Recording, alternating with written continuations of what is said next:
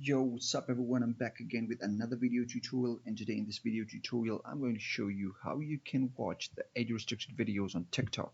First of all, this is a disclaimer: if you are below 15 then this video is not for you. You can just skip it because those videos are none of your business. But if you are above then let's jump in. So first of all, what you need to do is open up your TikTok application, and once your TikTok application is opened up, now what you need to do is go to your profile, and in your profile window on the top right corner you'll find three dashes. Click on this and it'll take you to your settings.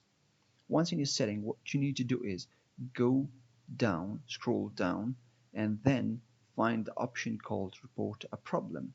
Once you report a problem open up, it takes some time depending on your internet connection. Once it open up, now you'll have to choose a category. So we'll go on the topic of account and profile.